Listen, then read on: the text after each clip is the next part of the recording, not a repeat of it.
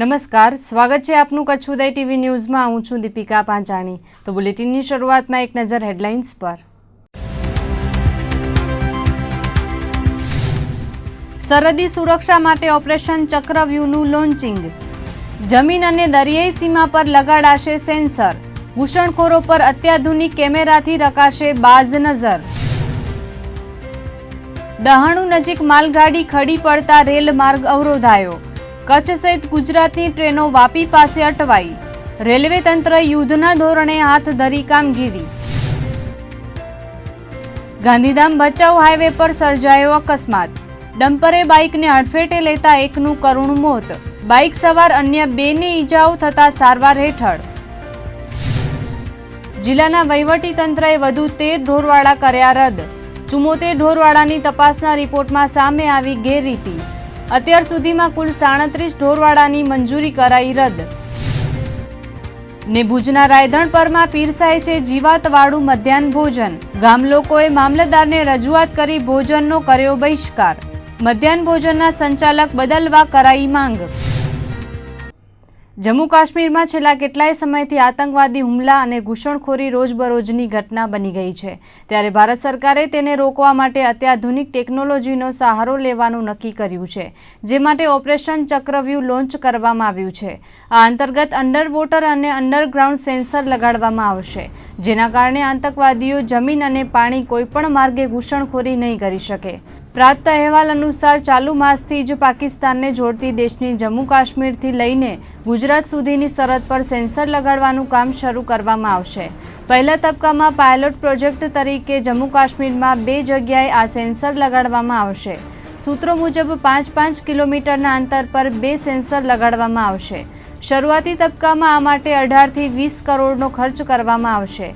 ઉલ્લેખનીય છે કે ગઈકાલથી જ શરૂ થયેલી અમરનાથ યાત્રાને લઈને કેન્દ્રીય ગૃહપ્રધાન રાજનાથસિંહે જમ્મુ કાશ્મીર ખાતે પહોંચ્યા છે। અહીં તેમણે આર્મી, BSF, પેરામિલિટરી ફોર્સના અધિકારીઓ અને બોર્ડર મેનેજમેન્ટ સેક્રેટરી સાથે ખાસ બેઠક યોજી હતી।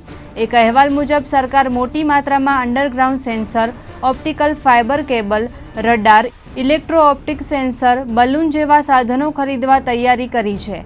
પાકિસ્તાન સાથે જોડાયેલ સમગ્ર સરહદ પર લગાડવામાં આવેલા આ બધા જ ઇલેક્ટ્રોનિક સેન્સરનો એક સેન્ટ્રલ કમાન્ડ કંટ્રોલ રૂમ બનાવવામાં આવશે।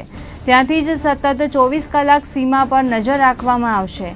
સરહદ પર લગાડવામાં આવનાર સેન્સર પોતાનાથી 360 ડિગ્રીમાં કોઈપણ વ્યક્તિના આવવાની કંટ્રોલ રૂમને જાણકારી આપશે, તેમજ રડારનું સિગ્નલ મળતા જ સરહદના વિસ્તારમાં લગાડવામાં આવેલા કેમેરા ઘૂસણખોરનું ઓટોમેટિક પગેરું પકડી તેની તરફ ફરી જશે, તેમજ ઓટોમેટિક ગન પલવારમાં આતંકવાદીનું ઢીમ ઢાળી દેશે। અંડરગ્રાઉન્ડ અને અંડરવોટર સેન્સરમાં પણ કેમેરા લગાડવામાં આવશે, જે દરેક શંકાસ્પદ હિલચાલના ફોટા કંટ્રોલ રૂમને આપશે, જેના આધારે આ વિસ્તારમાં રહેલી સેનાની ટુકડી તરત જ હરકતમાં આવી દુશ્મનોને રોકી ઘૂસણખોરી અટકાવી શકશે। પશ્ચિમ રેલવેના મુંબઈ ડિવિઝનમાં વણગાંગ અને દહાડુ રોડ વચ્ચે એક માલગાડીના 11 વેગન પાટા પરથી ખડી પડતા રેલ માર્ગ અવરોધાયો છે। પશ્ચિમ રેલવેની લાંબા અંતરની ટ્રેનોની આવાજવન પર ખાસ અસર પડી છે, જેમાં ગુજરાત તરફનો ટ્રેન વ્યવહાર ખોરવાતા અનેક સ્ટેશન ઉપર હજારો પ્રવાસીઓ રજડી પડ્યા હતા। અમદાવાદ તરફ આવતી જતી 8 ટ્રેનો સહિત કુલ 16 ટ્રેન કેન્સલ કરવામાં આવી છે। પશ્ચિમ રેલવે અમદાવાદના જનસંપર્ક અધિકારી પ્રદીપ શર્માએ વિગતો આપતા જણાવ્યું હતું કે દહાડુ પાસે માલગાડીના 11 ડબ્બા ખડી પડતા રેલવે યાતાયાતને વ્યાપક અસર પડી છે। પરિણામે કચ્છ, સૌરાષ્ટ્ર અને ગુજરાતમાંથી નીકળેલી ટ્રેનો વલસાડ, નવસારી અને પાલઘર સ્ટેશનો પર રોકી દેવાની ફરજ પડી હતી। વધુમાં તેમણે કહ્યું હતું કે યાત્રિકોને મુંબઈ સુધી લઈ જવા માટેની કાર્યવાહી હાથ ધરવા માટે સ્થાનિક તંત્ર સાથે મળીને યોગ્ય વ્યવસ્થા કરવામાં આવી રહી છે। કચ્છ રેલવેના ARM કુશાગ્ર મિત્તલનો સંપર્ક સાધતા તેમણે જણાવ્યું હતું કે ભુજથી ઉપડેલી કચ્છ એક્સપ્રેસ તેમજ સયાજીનગરી એક્સપ્રેસને વાપી મથકે રોકી દેવાઈ હતી। આ સાથે અનેક ટ્રેનો વચ્ચે જ રોકી દેવામાં આવતા વલસાડ, નવસારી, પાલઘર સહિતના રેલવે સ્ટેશનો મુસાફરોથી છલકાયા હતા। લાંબી મુસાફરીના તમામ મુસાફરોને અધવચ્ચેથી જ પોતાની યાત્રા પૂર્ણ કરવી પડી હતી। તો ઘટનાને પગલે રેલવે તંત્ર યુદ્ધના ધોરણે કામગીરી હાથ ધરીને રેલવે યાતાયાત માટેનો માર્ગ ખુલ્લો કરવા પ્રયાસો હાથ ધર્યા હતા। રાજ્ય સરકાર દ્વારા કચ્છના 359 ગામડાઓને અર્ધ અછતમાં સમાવવામાં આવ્યા હતા. આ ગામડાઓમાં જિલ્લા કક્ષાએથી ઢોરવાડાઓને મંજૂરી આપવામાં આવી હતી. છેલ્લે મળતી વિગત અનુસાર કચ્છમાં 205 ઢોરવાડાઓ મંજૂર કરાયા હતા, જેમાં સરકારશ્રીના નીતિ નિયમો અનુસાર દરેક પશુ દીઠ પ્રતિદિન ₹25ની સહાય ચૂકવવામાં આવે છે. ત્યારે આ ઢોરવાડાઓમાં ચાલતી ગેરરીતિની ફરિયાદો અવારનવાર ઉઠતી હતી, જેને લઈને જિલ્લાના વહીવટીતંત્ર દ્વારા ઢોરવાડાઓની ચેકિંગ કરાઈ હતી, જેમાં 176 ઢોરવાડાઓની તપાસ કરતા તેમાંથી 74 ઢોરવાડાના રિપોર્ટ જિલ્લા સ્તરે આવ્યા હતા. જિલ્લા સમાહર્તાએ તમામ રિપોર્ટની ચકાસણી કરીને 13 જેટલા ઢોરવાડાઓમાં ગેરરીતિ જણાતા તેને રદ કરવાનો હુકમ કર્યો હતો. આ ઢોરવાડામાં સરકારના વહીવટી અધિકારીઓ દ્વારા આકસ્મિક ચેકિંગ કરવામાં આવ્યું હતું, જેમાં ઢોરવાડાની મંજૂરી વખતે નોંધવામાં આવેલા પશુના પ્રમાણમાં ચેકિંગ વખતે ઢોરની સંખ્યા ખૂબ ઓછી જણાતા સરકાર દ્વારા કડક કાર્યવાહી કરવામાં આવી હતી. રદ કરવામાં આવેલા ઢોરવાડાઓમાં શ્રી કચ્છ ગ્રામ્ય વિકાસ એજ્યુકેશન એન્ડ ચેરિટેબલ ટ્રસ્ટ સુમરાસર શેખના 4 ઢોરવાડા રદ કરવામાં આવ્યા હતા, તો શ્રી માલધારી સેવા ચેરિટેબલ ટ્રસ્ટ લુણાના 4 કેટલ કેમ્પની મંજૂરી રદ કરવામાં આવી છે. જ્યારે લખપત તાલુકાના બેખડામાં આવેલ શ્રી દિલદાર ચેરિટેબલ ટ્રસ્ટ સંચાલિત 3 ઢોરવાડાઓમાં ગેરરીતિ જણાઈ આવતા રદ કરવામાં આવ્યા છે. આ ઉપરાંત નખત્રાણા મામલતદાર દ્વારા 2 ઢોરવાડાઓને રદ કરવામાં આવ્યા છે. આમ કુલ મળીને જિલ્લાના વહીવટીતંત્ર દ્વારા વધુ 13 ઢોરવાડાઓ રદ કરવામાં આવ્યા છે. અગાઉ પણ જિલ્લા કલેક્ટર દ્વારા 25 જેટલા ઢોરવાડાઓની મંજૂરી રદ કરવામાં આવી હતી. ત્યારે અત્યાર સુધીમાં કુલ મળી 37 ઢોરવાડાઓને રદ કરાયા છે. ઉલ્લેખનીય છે કે તાલુકા કક્ષાએથી હજુ પણ 102 ઢોરવાડાઓની ચકાસણીનો રિપોર્ટ જિલ્લા કક્ષાએ આવવાનો બાકી છે. ત્યારે તેમાંથી પણ હજુ વધુ ઢોરવાડાઓની મંજૂરી રદ થાય તો નવાઈ નહીં.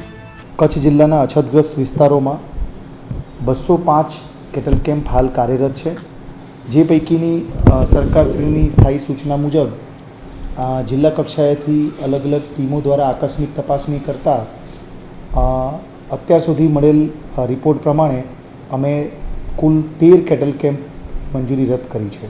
બધા જમાં એક જ કારણ છે, એ લોકોએ જે ફોર્મ નંબર 46 નમૂના નંબર 46 પ્રમાણે જે કેટલની સંખ્યાની મંજૂરી મેળવી છે, જે ઢોર એમને ઢોરવાડામાં હંમેશા 24 કલાક રાખવાના હોય છે, એ ઢોરની સંખ્યાની ઘટ હતી.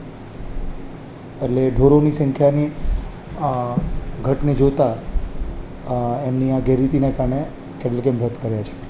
176 કેટલ કેમ્પની અમે આકસ્મિક તપાસણીના ઓર્ડર કર્યા હતા. તે પૈકી 8 દિન સુધીમાં 74 રિપોર્ટ મળી ગયા છે. બાકીના તપાસણીના રિપોર્ટ આવવામાં છે. જો શંકાસ્પદ જણાશે તો સરકારશ્રીની સ્થાયી સૂચનાઓ મુજબ જો ગેરરીતિ હશે તો એ રદ કરવામાં આવશે. કચ્છ જિલ્લામાં સર્જાયેલા વરસાદી માહોલ વચ્ચે મેઘરાજા હજુ વરસ્યા નથી, પરંતુ છેલ્લા 24 કલાકમાં 8 વખત કચ્છની ધરા ભૂકંપના આંચકાઓથી ધ્રુજી ઉઠી હતી, જેમાં આજે સવારે 9:15 વાગ્યાના અરસામાં દુધઈ નજીકની ધરા 3.9ની તીવ્રતાથી ધ્રુજી ઉઠી હતી.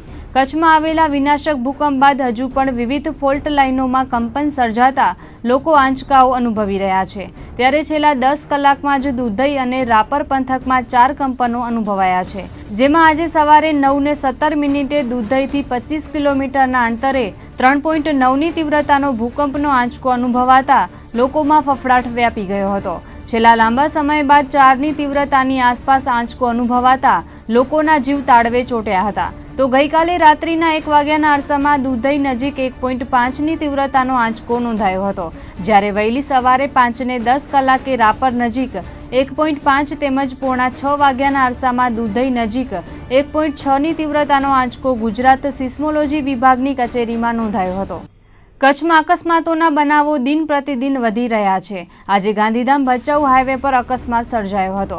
બાઇક અને ડમ્પર વચ્ચે સર્જાયેલ અકસ્માતમાં બાઇક ચાલકનું ઘટના સ્થળે જ મોત નીપજ્યું હતું. પ્રાપ્ત વિગત અનુસાર ભચાઉ નજીક ટ્રિપલ સવારી જઈ રહેલ બાઇકે ટક્કર મારી હતી, જેના કારણે બાઇક સવાર વ્યક્તિને માથાના ભાગે ગંભીર ઈજાઓ પહોંચતા ઘટના સ્થળે જ મોત નીપજ્યું હતું, જ્યારે અન્ય 2 લોકોને સામાન્ય ઈજાઓ પહોંચી હતી.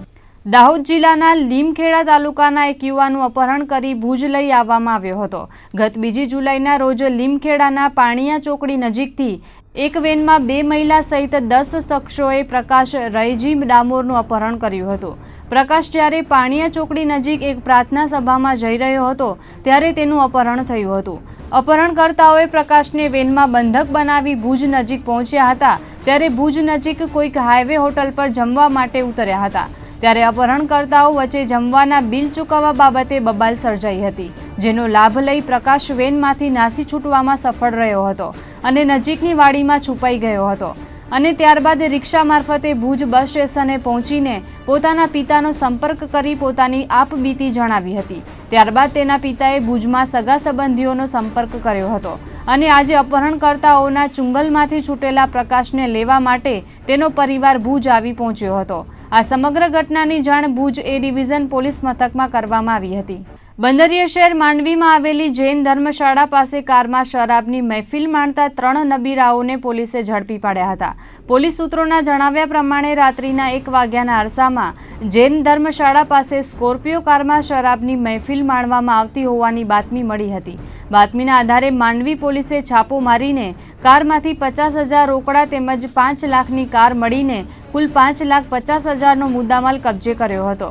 કેફી પીણું પીને કાર ચલાવવા સહિત 3 નબીરાઓ વિરુદ્ધ જુદા જુદા ગુનાઓ નોંધીને પોલીસે ધરપકડ કરી હતી, જેમાં માંડવીમાં રહેતા 33 વર્ષીય ચિંતન સુધીરભાઈ જોશી, પંકજ ખીમજીભાઈ રાજગોર તેમજ અમદાવાદના ફતેગઢમાં રહેતા અને માંડવીમાં ચીફ ઓફિસર રહી ચૂકેલા 51 વર્ષીય તિલક નરોત્તમભાઈ શાસ્ત્રીને પોલીસે ઝડપી પાડ્યા હતા.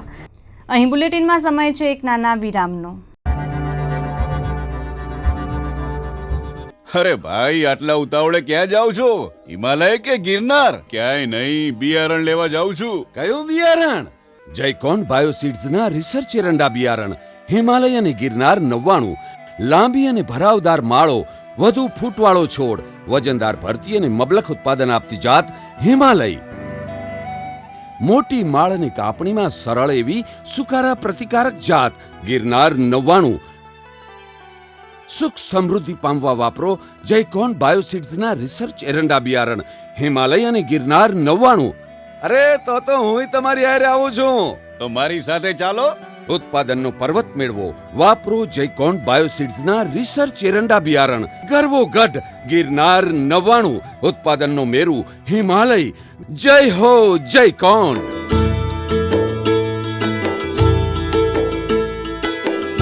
Bhagwati agro trader 3, Yadunandan arcade, Bhuj Anjar highway, Madhapar, Bhuj, Kutch. Contact number Jayantibhai Chikhaliya. Mobile number 9428006298, 9979909583 2.